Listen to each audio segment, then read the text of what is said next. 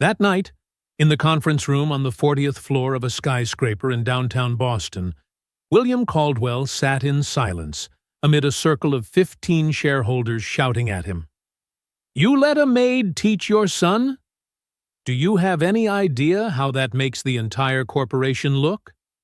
The cold fluorescent light poured down on the face of the 42-year-old man, an investor once feared by Wall Street. Outside the glass wall, the city of Boston sparkled like a sky full of stars.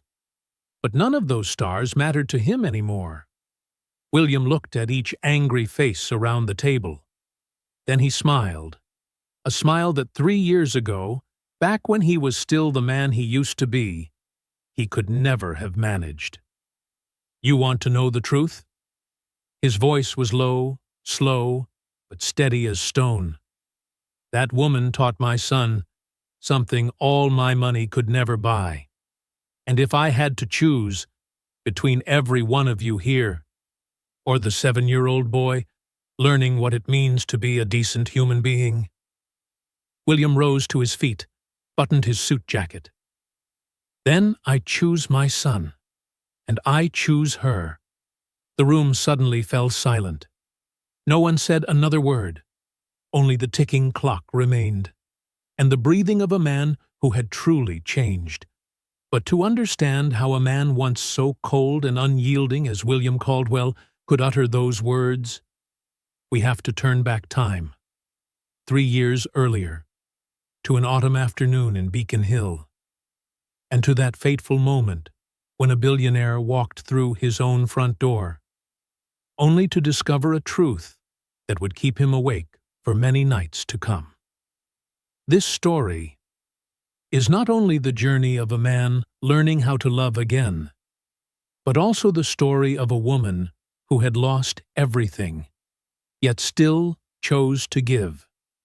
If you believe that kindness can change an entire life, hit subscribe and join me through the rest of this story, because you won't want to miss what happens next. And now, are you ready to find out what really happened on that autumn afternoon? An autumn afternoon in Boston. Crimson maple leaves drifted gently down Beacon Hill, covering the cobblestone sidewalks with a golden-orange carpet shimmering under the sunlight. William Caldwell steered his black Audi into the garage of his old stone mansion at exactly 3 o'clock in the afternoon, 4 hours earlier than usual. The meeting in Manhattan had just been cancelled. He was exhausted, his mind heavy and dull, longing only for a glass of whiskey and absolute silence. But as he stepped through the heavy oak door, what he heard wasn't silence. It was the voice of a woman, clear, warm, brimming with life. "Ethan, pay attention. Pi isn't just 3.14. It's an endless dance, the secret behind every circle in this world. From a bicycle wheel, to the moon, even to the planet we live on." William froze in the hallway. His Italian leather shoes made no sound on the thick Persian rug. He turned his head toward the living room, and in that moment, he couldn't believe his eyes. In front of a large whiteboard, the very one he'd bought for Ethan last year but had never seen his son touch, his housekeeper, Lucia Rivera, was standing there holding a green marker. Across the board stretched numbers and mathematical symbols written in neat, graceful strokes. Almost beautiful. The formula for the area of a circle, diameter, radius. Concepts William only vaguely remembered from his days at MIT more than 20 years ago. And seated across from her, in a leather armchair twice his size, was Ethan, his 7-year-old son. The boy who, for the past 2 years since his mother's death, seemed to have lost all joy. The child psychologists said he was withdrawn. The child William himself hadn't known how to talk to. But now, Ethan was smiling. He was asking questions. He was alive. "Miss Lucia, if I know the diameter of the moon, can I figure out..." How many basketballs it's as big as? Lucia laughed. A gentle, genuine laugh. Of course. You're very smart. Let's figure that out together. But before we do, can I ask you something? Why do you want to know that? Ethan paused, then softly answered, Because my mom used to say she'd always be on the moon watching me. I want to know. She's in a really big place, right? The air in the room seemed to freeze. Lucia knelt down, looking straight into the boy's eyes. Her voice was soft, but every word firm and full of feeling.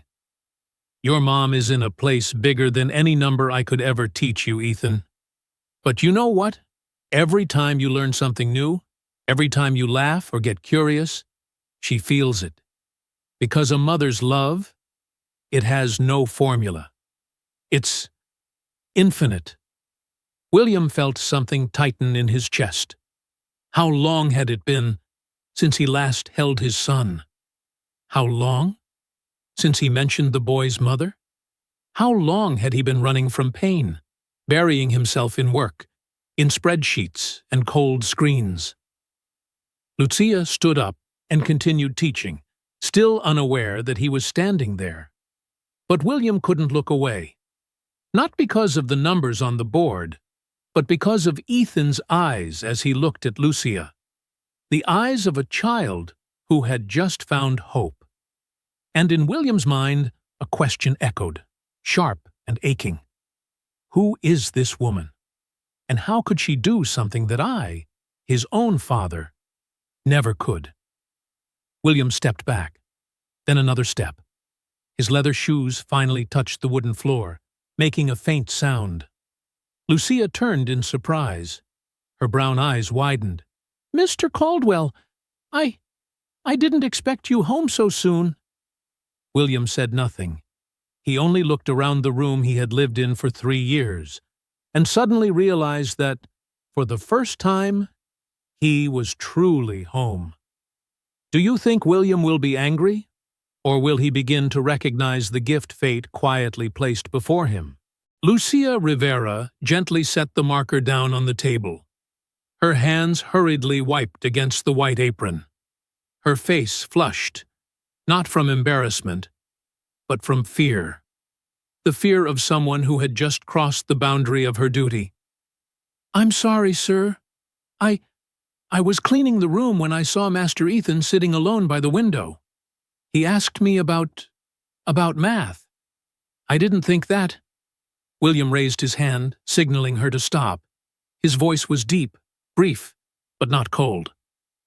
How long have you been teaching my son? The room fell suddenly silent. Ethan looked up.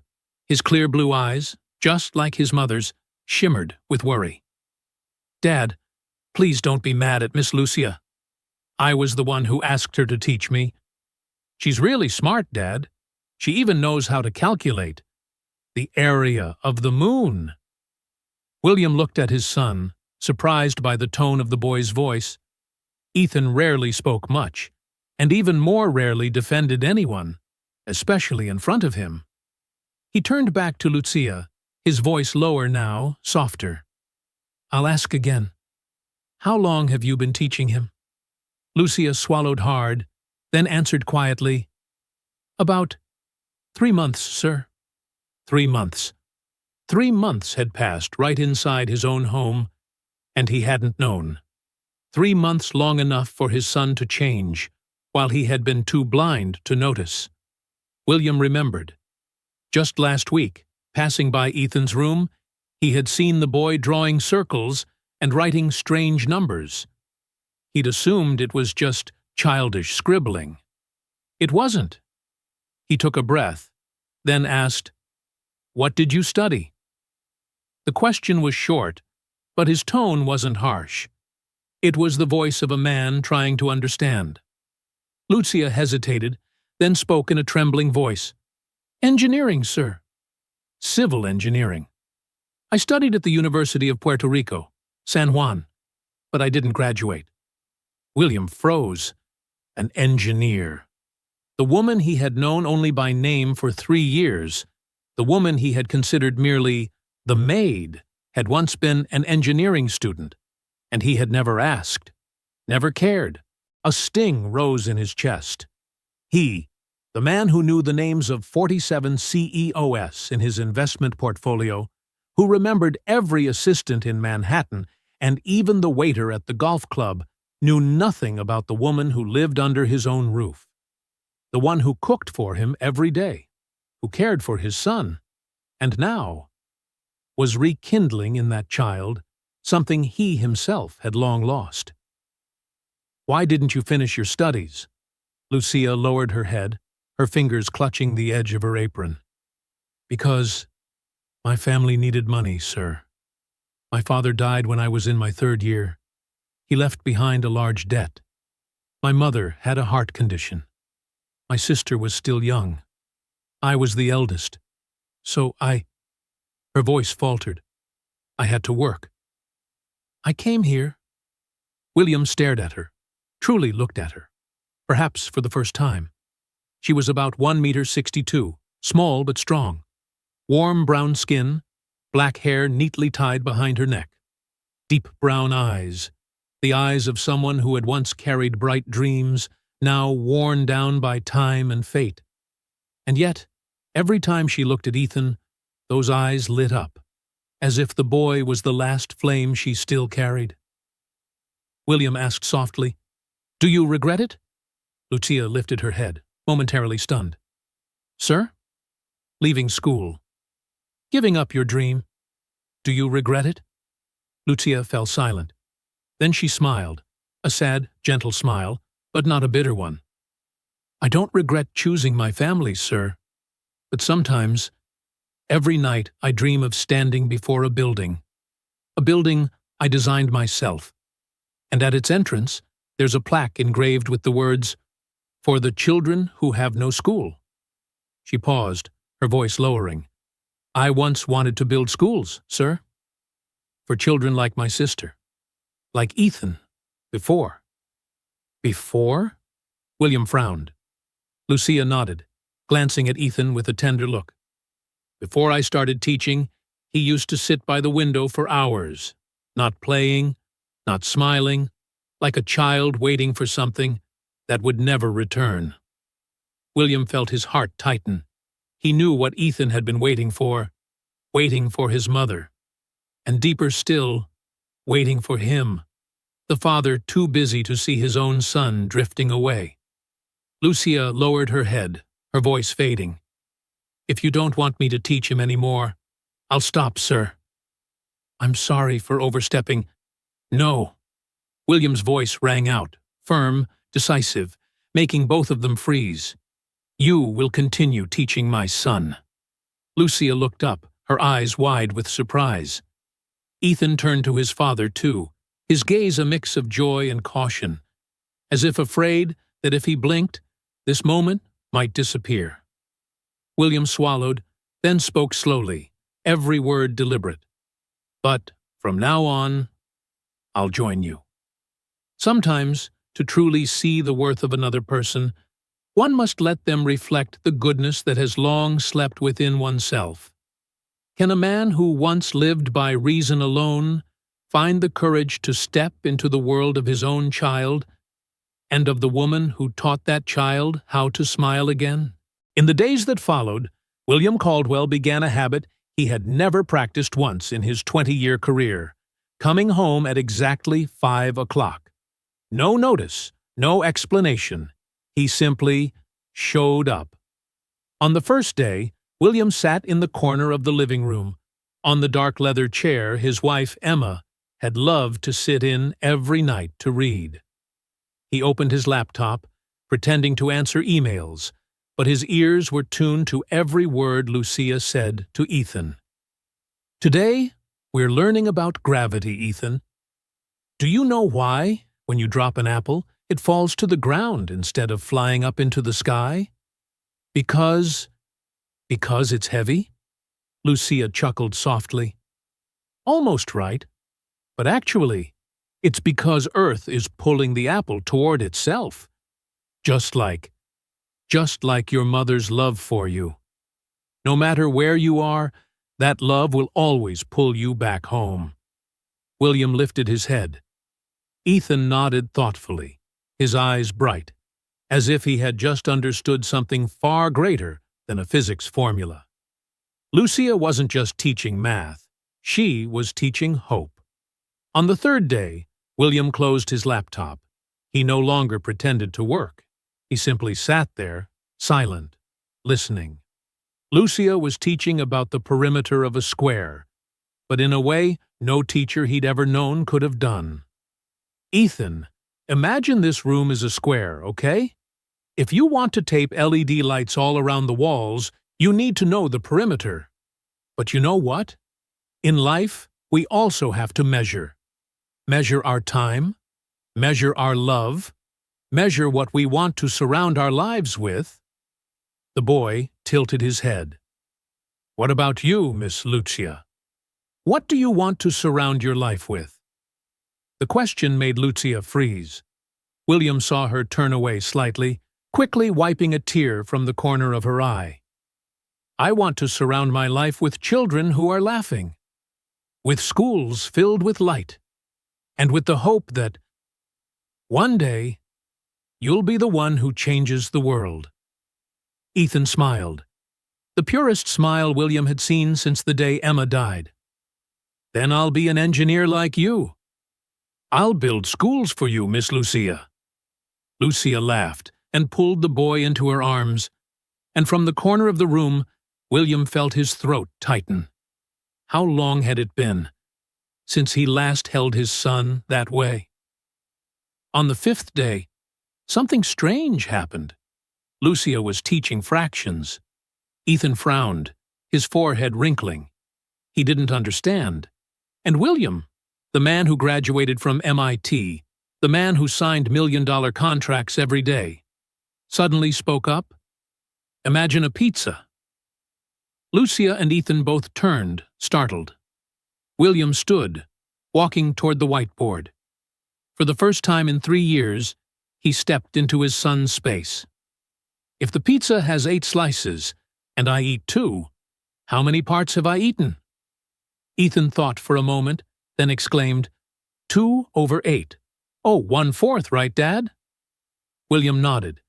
Lucia smiled faintly, her eyes holding something curious, surprise, and the look of someone witnessing a small miracle. "That's right, son. And if you eat 2 slices too, how many have we eaten together?" Ethan giggled. 4 over 8. That's 1/2. Exactly. William knelt down, his eyes level with his son's. For the first time in 2 years, he placed his hand on Ethan's shoulder. "You're very smart, Ethan. And I'm sorry. It took me far too long to realize it." Ethan said nothing. He simply leaned forward and hugged his father tightly.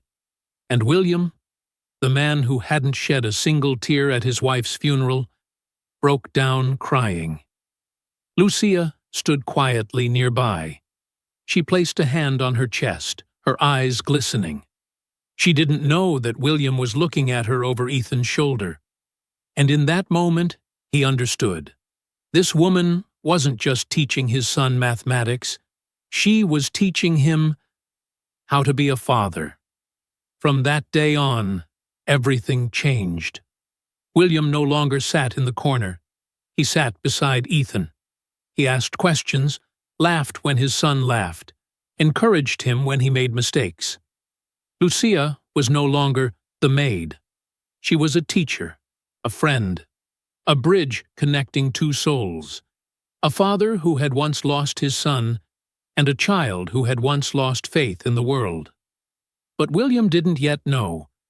This story was only beginning, and the real challenge would not come from numbers, but from the cold prejudices of the world outside. It was a Saturday afternoon in early October.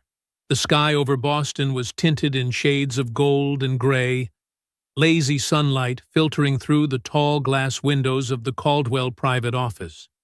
William stood before the large bookshelf, searching for an old architecture book to show Ethan. The boy had just asked, "Dad, How do you build a house that doesn't collapse? William smiled. That innocent question reminded him of himself at 7. Once looking at the world with the same wonder. He pulled a thick book from the shelf. And then, something small and heavy fell to the floor. A dark brown leather notebook. Old, the corners frayed, its pages curled, the string tie nearly torn. William bent down and picked it up. There was no name on the cover. He opened it. And in that instant, his heart skipped. The pages were filled with handwriting in Spanish. Soft, careful strokes, each line carrying a quiet sorrow. William wasn't fluent in Spanish, but he recognized a few words. Sueños, dreams, mamá, mother, sacrificio, sacrifice. Between the written lines were math problems, sketches of bridges, drawings of foundations, and notes on structural formulas, the records of a passionate engineer. And on the very last page, one line stood out in English, as if written as a message to herself. If I cannot build a school for myself, I will become the school for others. My dream is not dead. It has simply changed its form. Beneath it, a date, June 15th, 2019. The day Lucia came to America. William sank into his chair. The notebook trembled in his hands. She had left it behind. Perhaps during cleaning. Perhaps long ago. And maybe she hadn't looked for it. Not because she didn't know where it was, but because it hurt too much to see it again. That night, after Ethan had fallen fast asleep, William stopped before a door on the 3rd floor. A small room he hadn't entered once in 3 years. He knocked softly. "Miss Lucia, may I speak with you for a moment?" The door opened. Lucia appeared, wearing a simple gray sweater, her hair loose around her shoulders. Her face reflected surprise mixed with unease. "What is it, Mr. Caldwell?" William held out the notebook. Lucia saw it, and her face went pale.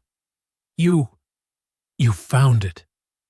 "I'm sorry," William said quietly. "I didn't mean to invade your privacy." It fell when I pulled out a book. Lucia's hands trembled as she took it back, pressing it tightly against her chest, as if holding a lost piece of her soul. "I thought I had lost it long ago." William said nothing. Then he saw a tear slide down her cheek. "Would you tell me about it?" His voice was gentle, no longer carrying the tone of an employer. Just the voice of a man who wanted to understand. Lucia invited him in. The small room was strikingly neat. A single bed, a worn wooden desk. On it sat a framed photograph. 3 women standing by the coast of Puerto Rico, smiling brightly in the sun.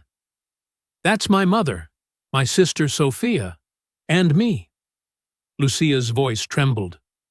"The photo was taken before my father passed away." William looked at the picture for a long time. Lucia in the photo looked younger, radiant, her eyes full of hope. And he realized, in this 500-square-meter mansion, it was as if she had never truly existed. Lucia sat on the edge of the bed, opened the notebook, and flipped through the pages as though reliving the shattered years of her life.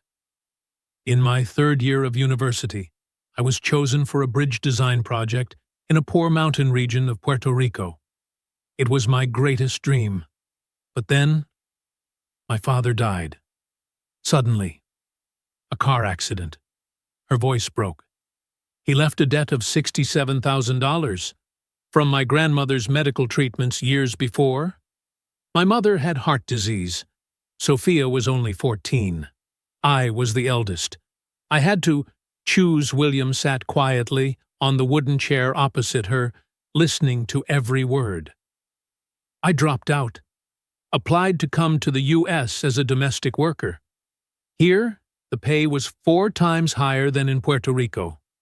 I told my mother, I'll come back. I'll build the most beautiful schools for the children of Ponce. But Lucia lowered her head. Tears fell onto the old notebook. 3 years have passed. I'm still in debt. My mother is still sick. Sophia needs tuition money. And my dream now only lives within these pages. William felt his chest tighten, as if something were squeezing it. He thought about himself, about all the times he'd complained over losing $500,000 in a deal, or when a flight was delayed for hours. Then he looked at this woman, the one who had given up everything, carried her family on her shoulders, and still smiled every morning to teach his son about dreams. Lucia. William said her name, for the first time, in the voice of a human being, not a master. She looked up. Her eyes were red and wet. You are the strongest person I've ever met. Lucia shook her head softly, smiling faintly through tears. No, sir. I'm just someone who didn't have another choice. William met her eyes, his voice firm.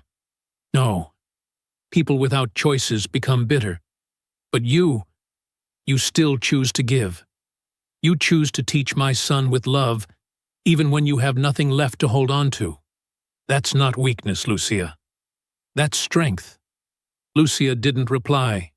She just sat there, clutching the notebook to her chest, and cried. And William, the man who once stood at the top of the financial world, for the first time in his life, felt small before another human being. In the weeks that followed, something strange began happening inside the Beacon Hill mansion. William Caldwell, a man who once considered dinner merely the pause between two meetings, now began having dinner with Lucia and Ethan. Not in the grand dining hall with its cold 12-seat table, but in the small kitchen, where the light was warmer and laughter sounded more natural. Lucia cooked Puerto Rican dishes, mofongo, arroz con gandules, tostones. Ethan delighted in memorizing their names in Spanish, while William, who once ate only meals designed by his private chef, suddenly discovered that the flavor of happiness could be that simple. But the outside world wouldn't let them be. On Monday morning, as William was reviewing investment reports, his assistant, Catherine Chen, walked into the office, her face tense. William, we have a problem. She set a newspaper down on his desk. The headline screamed across the front page, Billionaire Caldwell lets his maid teach his son. Irresponsible parenting or signs of collapse. The article came from one of Boston's most notorious financial tabloids, dripping with poisonous insinuation. It claimed William was losing direction after his wife's death. It questioned the judgment of a man managing a $3 billion fund who couldn't manage his own family. And worst of all, it called Lucia an unqualified, unknown woman influencing the heir to the Caldwell empire. William finished reading and placed the paper down. His face betrayed no emotion, only one quiet question. Who leaked it? Catherine hesitated. We suspect Marcus Whitmore. Marcus, a board member and William's former close friend, until their falling out 6 months earlier over a merger deal. He's rallying shareholders, William, Catherine said softly. They want an emergency meeting. They think you're not stable enough to lead the company. William walked to the window, gazing out at Boston draped in the morning mist. His voice was low but steady. Schedule the meeting. News spread like wildfire. Within 48 hours, major outlets had picked it up. On social media, the debate exploded. A few defended William, saying it was his private life. But the majority, especially Boston's elite, mocked him. A billionaire who can't even hire a tutor? A maid teaching math? What's next? The gardener giving violin lessons? The gossip storm ricocheted back to the mansion, and the first to suffer was Ethan. One afternoon, he came home with red, swollen eyes. William was in his study when he heard quiet sobbing from upstairs. He rushed up. Lucia was sitting on the floor, holding Ethan, gently stroking his hair. "What happened?" William's voice was tight. Ethan looked up, his face wet with tears. "My friends at school. They said Miss Lucia isn't smart enough to teach me. They said you're stupid for believing in her. Dad, why should I be ashamed of Miss Lucia? She's kind, Dad." William knelt down and pulled his son into his arms. "You never have to be ashamed of good people, Ethan. Never." But when he looked up, he saw Lucia. Her eyes reflected both pain and guilt, as if she herself were to blame for making the child cry. That night, after Ethan had fallen asleep, Lucia came to William's study. The room glowed softly with light from the fireplace. William sat with a glass of whiskey in hand, the flames flickering in his tired eyes. "Mr. Caldwell." Lucia's voice trembled. "Perhaps I should stop." William turned. "What did you say?" "I'm causing trouble for you." "For Ethan. I'm just a maid. I shouldn't cross my boundaries." Her voice cracked, though she tried to stay composed. William set down his glass and stepped closer. "Boundaries?" he said slowly. "Lucia, do you know what you've done? You saved my son. You saved me. And now you're telling me you want to stop? Because of a few people who don't understand what true worth means? But sir, your reputation, your company." "My company?" William gave a small, bitter laugh. "Lucia, 3 years ago, when Emma died, I thought keeping the company together was the only way to protect my son. But you know what? I lost him. He lived under the same roof, yet we were strangers." He paused, his gaze softening. "Then you came along. You taught my son more than numbers. You taught him about hope, about kindness, about how pain doesn't mean surrender." William's voice broke slightly. "You taught me all of that, Lucia. I don't care what they say. I don't care how many shareholders disagree. If I have to choose between all of that and a child learning how to smile again, I choose my son." Lucia couldn't hold back anymore. She burst into tears, her hands wet with them. "But my mother, my sister, if I lose this job—" William shook his head firmly. "You won't lose your job." Lucia looked up, stunned. "But you also won't just be a maid anymore." "What do you mean?" "Starting tomorrow, you're Ethan's official tutor, with a salary to match. And I will stand before the board, before all of Boston, and tell them, this is the best woman my family has ever known." Lucia shook her head, wiping her tears. "You don't have to do that." William looked at her, his voice warm but resolute. "It's not that I have to, Lucia. It's that I want to." And William kept his word. A week later, he walked into the boardroom on the 40th floor. 15 furious eyes followed him.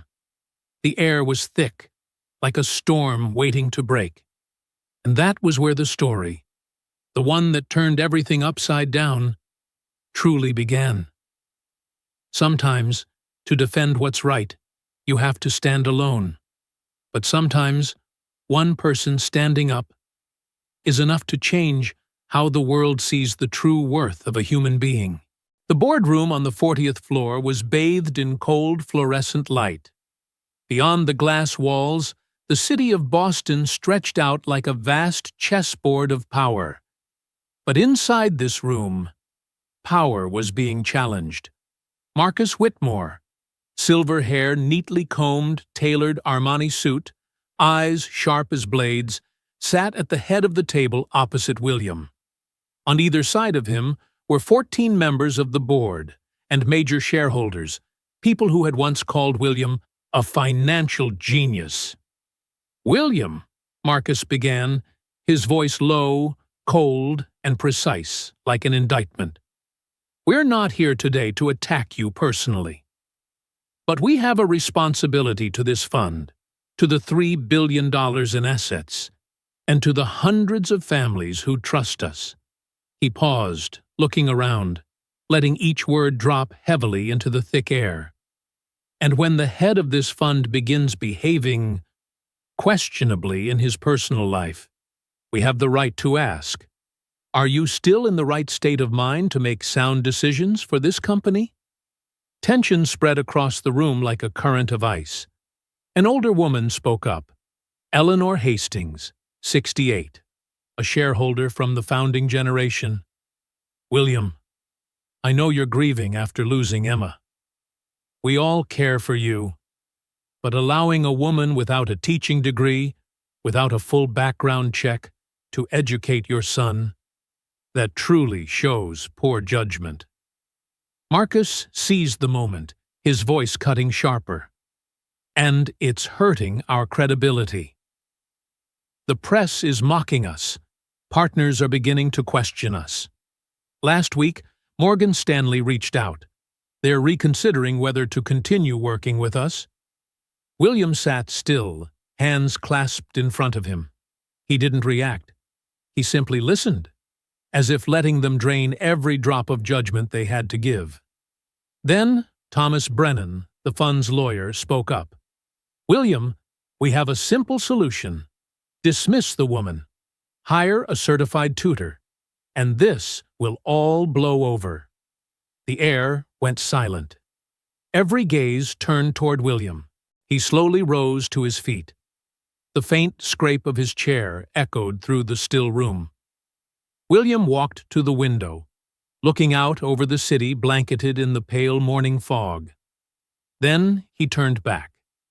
His eyes swept over every face in the room. Do you have children? The simple question caught everyone off guard. Marcus frowned. William, what does that have to do? Answer me, William cut in. Do you have children? Eleanor nodded. Thomas did too. Almost everyone did. William nodded slightly. Then you know what it's like to watch your child suffer and be unable to do anything, to live under the same roof, and yet be unable to reach their heart. His voice was low, but every word carried the weight of loss. 3 years ago, Emma died, and I thought that to protect Ethan, I had to secure his financial future. I worked 16 hours a day. I signed million-dollar deals. I built a flawless investment portfolio. He paused, taking a deep breath. But while I was doing all that, my son sat by the window for hours, staring outside. He didn't talk. He didn't laugh. Doctors said he showed signs of depression. 7 years old. A 7-year-old child. Depressed, Eleanor lifted a trembling hand to her mouth, eyes glistening. William continued, his voice lower now but burning with quiet fire. And then, one day, I came home early. And I saw her. The woman I'd called only Miss for 3 years. Standing in front of a whiteboard, teaching my son mathematics. But it wasn't just mathematics. He stepped closer to the table, placing both hands on it, looking directly at them. She taught my son that the world is still worth being curious about. That pain doesn't mean the end, that his mother is still there, in every lesson, in every smile. His voice caught. She taught my son things that I, a billionaire father, never could. Marcus opened his mouth to interrupt, but William raised a hand, stopping him. You say Lucia Rivera has no qualifications? His voice rang clear, every word striking the table like steel. She studied engineering at the University of Puerto Rico, ranking in the top 5% of her class. She dropped out not because she was unfit, but because her father died, leaving behind a $67,000 debt. She was the eldest, and she had to choose. He looked straight into Marcus's eyes, his gaze burning. She chose her family. She chose sacrifice. And you? You dare call that unqualified?" The room fell into absolute silence. Not a single breath sounded. William went on, his tone now firm, unwavering. "Lucia Rivera has more degrees than any expensive tutor I could ever hire. She has a degree in kindness, in resilience, in the ability to see a broken child and piece him back together." He straightened, his voice rising like a declaration. "And if you think I'll fire that woman to protect the company's image, you're wrong. Because for the first time in my life, I've realized something, that true legacy isn't measured in bank accounts. It's in the people we leave behind when we're gone. And if Ethan grows up to be a kind, intelligent, compassionate man, that will be my greatest success." The room was silent. Then Eleanor stood. She walked over to William, her eyes glistening. "William, I'm sorry," she said softly. "I have 2 children. And I made the same mistake you did. I thought money was everything. But now they're grown. They don't call me anymore. They don't need me." She took his hand. "You're doing the right thing. Don't follow in my footsteps." Thomas Brennan, the coldest man in the room, nodded slowly. But Marcus tried to keep his voice composed. "This is a boardroom, William, not an emotional talk show. We must decide with reason, not sentiment." "Marcus," William cut him off, his tone cold but calm. "If you want to call a vote of no confidence, go ahead. But I won't change silence." No vote was taken. Because most of the people in that room, people who once believed a person's worth was measured in money, now stood with William. When he stepped out of the boardroom, Catherine Chen was waiting in the hallway.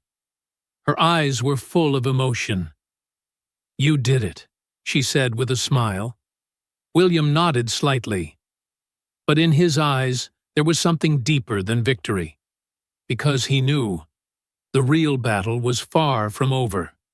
Sometimes, to hold on to what's right, you have to risk everything. But there are battles, when you stand for kindness, that change the world forever. 2 days after the board meeting, another storm hit. This time, it didn't come from the board of directors. It came from Lucia Rivera's own heart. It was a Thursday night at the end of October. Autumn wind howled through the trees of Boston, and yellow leaves slapped against the mansion's windows like knocks from the past. William was sitting in the study when he heard Lucia's phone ring in the kitchen. Her voice answered, and then suddenly fell silent. He stood and stepped out. Lucia was standing frozen in the kitchen. Her phone had slipped from her hand and clattered onto the tiled floor. Her face had gone pale. "Lucia?" She didn't answer. Her body trembled, arms wrapped tightly around herself, as if she might shatter. William hurried to her side, placing a hand on her shoulder. "What happened?" Lucia slowly lifted her tear-filled eyes. "My mother. She had a heart attack. The doctors say she needs immediate surgery. But," her voice broke apart, "the cost is $45,000. Insurance won't cover it. My sister has no money. If she doesn't have surgery within 72 hours, she'll—" Her voice failed. She sank to the floor, clutching her knees, sobbing uncontrollably. William knelt beside her. "Lucia, listen to me. I'll take care of it." "No!" Lucia shook her head violently. "You've done too much already. You defended me in front of the board. You gave me a job. I can't keep taking from you. I have to go. I have to go back to Puerto Rico." William gripped her shoulders, looking straight into her eyes. "Lucia, this isn't charity. This is family. You're part of this family now." Lucia broke down, crying harder. "But I'm not your family. I'm just—" "You're the woman who saved my son," William said firmly. "You saved me too. Now it's my turn.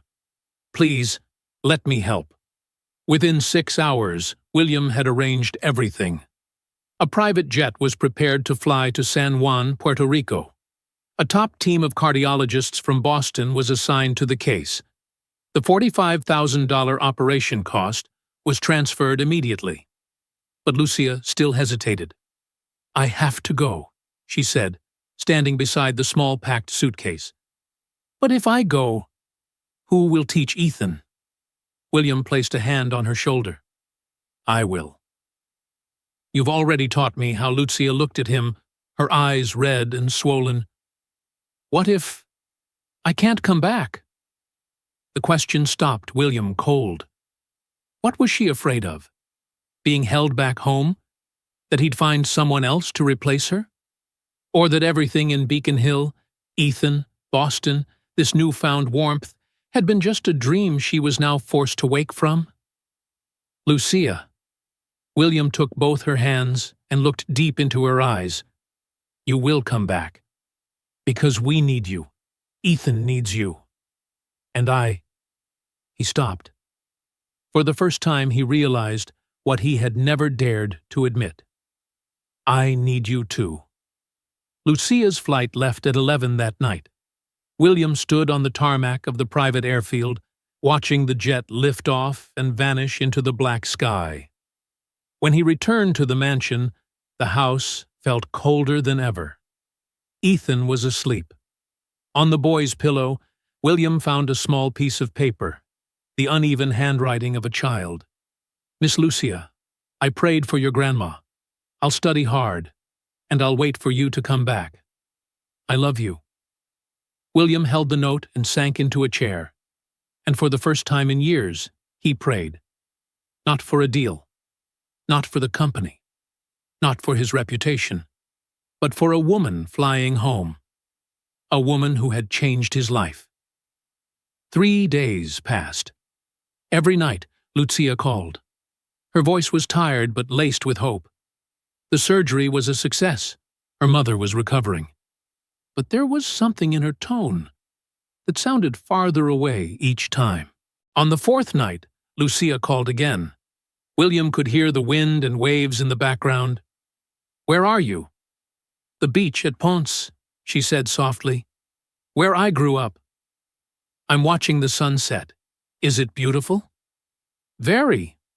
But—" She fell silent. "But what?" "I just keep thinking about Ethan. Wondering if he's doing his homework, if he misses me." William smiled, though she couldn't see it. "Ethan writes to you every day. He leaves the letters on my desk, makes me read them before we send them." Lucia laughed, a warm, quiet laugh. "That boy is the greatest gift I've ever received." "Lucia," William hesitated, then spoke honestly. "When are you coming back?" Lucia was silent for a long while. "Do you want me to come back?" "Yes, very much. For Ethan?" William looked out the window. Boston's lights shimmered against the night sky. "Not just for Ethan." That night, William didn't sleep. He sat in Ethan's room, watching his son sleep. Then he climbed to the 3rd floor, into Lucia's small room. Everything was still there. The brown leather notebook on the desk, the photo of 3 women on the beach. And he realized the 500-square-meter mansion filled with expensive furniture had never been a home until Lucia came. The next morning, William's phone lit up with a message from Lucia. "My sister wants me to stay. My mother needs me. But my heart is in Boston." William stared at the words, and he knew exactly what he had to do. William Caldwell had never been a man of impulse. Every decision in his life had been calculated, measured against dozens of variables. That was how he built a financial empire worth $3 billion. But that morning, he did something even he hadn't expected of himself. He booked 2 plane tickets to Puerto Rico. "Dad, are we going to find Miss Lucia?" Ethan sat in the private jet's leather seat, eyes glowing with excitement. He wore a navy sweater and clutched a small backpack filled with the letters he had written to Lucia. William fastened his son's seatbelt and smiled. "That's right. We're going to tell her that our home needs her. Dad, do you love Miss Lucia?" The innocent question made William freeze. He looked at his son, then slowly nodded. "I respect her. And I'm grateful to her, because she gave me something I thought I'd lost forever." "What's that?" "You." William gently brushed Ethan's hair. "Lucia helped me find you again." The jet landed in San Juan at 2 in the afternoon. The tropical air rushed in, hot, humid, and filled with salt and sunlight, so different from Boston's autumn chill. William rented a car and drove south toward Ponce, over 2 hours away. Ethan sat in the back seat, his face pressed to the window, amazed by the brightly painted houses, the tall coconut trees, the children playing soccer on dusty streets. "Dad, this place is so pretty. Is this where Miss Lucia grew up?" "Yes, it is." William glanced at his son's smiling reflection in the rearview mirror and thought, this was the first time in 3 years that father and son were taking a trip together as a family. They arrived in Ponce at sunset. Using the address from her employment records, William drove into a small seaside neighborhood. The houses were modest, their walls faded by time, but the air was alive. Laughter of children, the smell of rice and beans, the sound of a guitar drifting from a window. At the end of the street stood a small light blue house, shaded by an old mango tree, and on the wooden rocking chair on the porch, Lucia sat there. She was holding a young girl with long black hair, maybe 17, her sister, Sophia.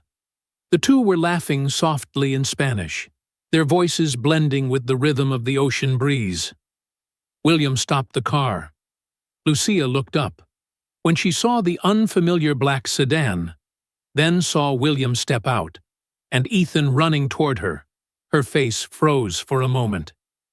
"Miss Lucia!" Ethan shouted, his backpack bouncing as he sprinted across the street. Lucia leapt to her feet, hands covering her mouth, tears flooding her eyes. "Ethan! You came here?" The boy threw his arms around her. "I missed you." "I waited for you to come back, but you didn't. So Dad said, 'We're coming to find you.'" Lucia held him tightly, sobbing too hard to speak. Sophia stood beside them, eyes glistening as she wiped her tears. William walked forward, slowly, quietly. He stopped a few steps away, watching, the boy holding the woman as if she were his mother. Lucia looked up through her tears. "Mr. Caldwell, why did you—" "I came to tell you something," William said, his voice low but warm.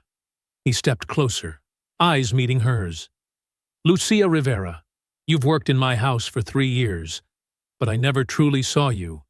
I didn't know your dreams, your pain, or your strength. But now I do." Lucia shook her head, her voice trembling. "You don't have to." "But I want to," William interrupted gently. "I didn't come to apologize. I came to say thank you." He took a deep breath. "Thank you for saving my son. Thank you for teaching me how to be a father.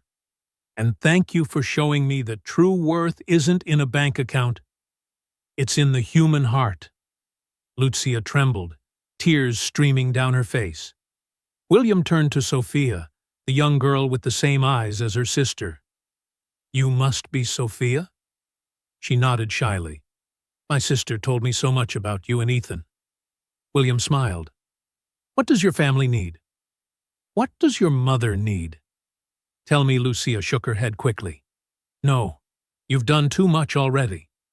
My mother is past the worst. Lucia." William gently placed a hand on her shoulder. "I'm not asking to give charity. I'm asking because you are family. Just 2 words, your family." And Lucia broke down crying. Sophia did too. She threw her arms around her sister, sobbing like a child. That night, William and Ethan were invited inside. The house was small, perhaps no larger than the living room of the Beacon Hill mansion, but it radiated warmth. Family photos lined the walls. The smell of Puerto Rican cooking filled the air.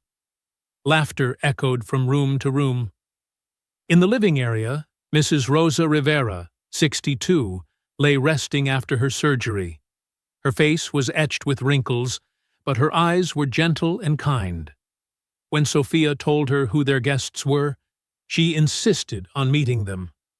William entered and knelt by her bedside. "Mrs. Rosa, my name is William Caldwell." The elderly woman clasped his hands, tears rolling down her cheeks. "Gracias, gracias, Señor. You saved my life. You gave my daughter a better one." William shook his head, his voice breaking. "No, ma'am. You're mistaken. It's your daughter who saved my family." Mrs. Rosa smiled faintly, turning toward Lucia. "Lucia, my dear, every night I pray you'll find the place you belong. And now, I think I've seen it." Lucia wept, kneeling beside her mother. "But I can't leave you, or Sophia." "You're not leaving us," her mother said softly but firmly. "You're giving us something precious, hope. Go back to Boston, my daughter. Live the life you deserve that night." Beneath a star-filled Puerto Rican sky, William Caldwell and Lucia Rivera stood by the ocean. Waves lapped gently at the shore. The salty wind tangled through her hair. "Will you come back?" William asked. Lucia looked out at the vast sea, then turned and smiled. "Are you sure?" "More sure than anything." Lucia nodded slightly, and that smile, for the first time in many days, carried no sadness. "Then, let's go home." The flight back to Boston was silent, but not the tense kind of silence. It was the quiet, shared by people looking forward, carrying in their hearts a new resolve. Lucia sat by the window, gazing down at the endless ocean below. Ethan had fallen asleep on her shoulder. Across from them, William watched the scene with an unfamiliar feeling: peace. When the plane touched down in Boston, the sky was dark. But within William, an idea had begun to grow.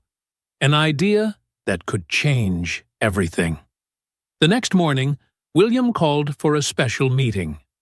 Not with the board of directors, but with Catherine Chen, his attorney Thomas Brennan, and Eleanor Hastings, the 68-year-old woman who had stood by him in his confrontation with Marcus.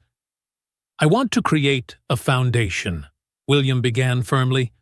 "Not an investment fund, an education fund." Catherine leaned back, surprised.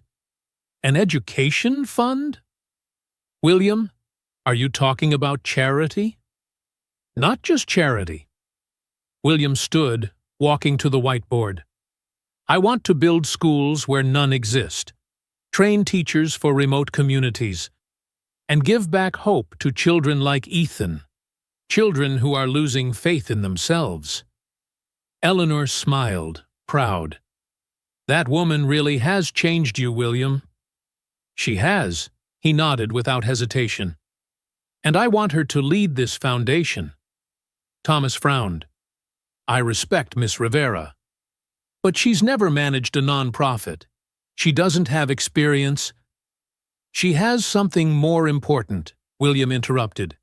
"Vision. The memory of someone who once had opportunity taken away. And she'll fight for those children harder than anyone." He looked straight at Thomas. "I'm investing $50 million into the foundation, and I want Lucia Rivera to be the CEO and chief architect."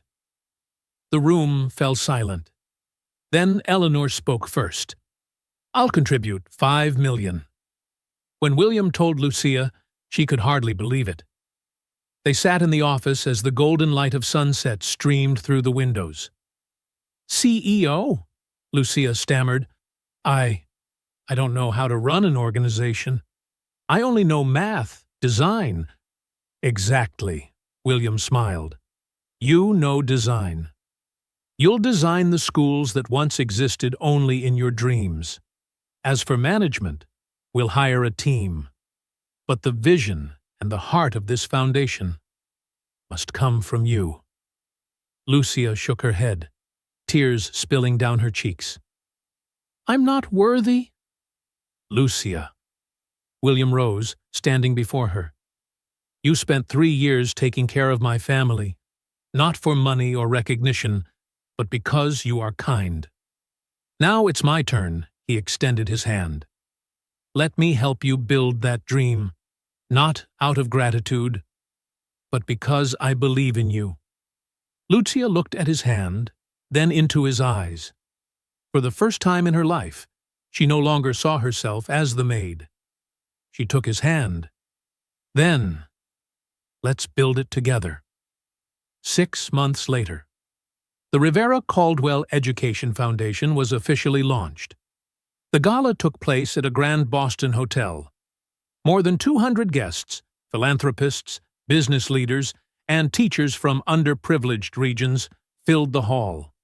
On stage stood Lucia Rivera, behind the microphone, in a tailored gray suit. No white apron, no hesitation. She was now the CEO of a $55 million foundation.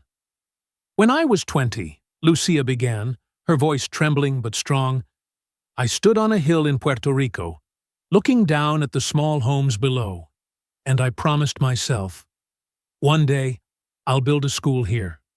Then life happened. My father died, our family went bankrupt, and that dream broke with it. She paused, scanning the audience until she found William and Ethan sitting in the front row. But 3 years ago, I met a family, a father who had lost his way, and a little boy who was losing hope.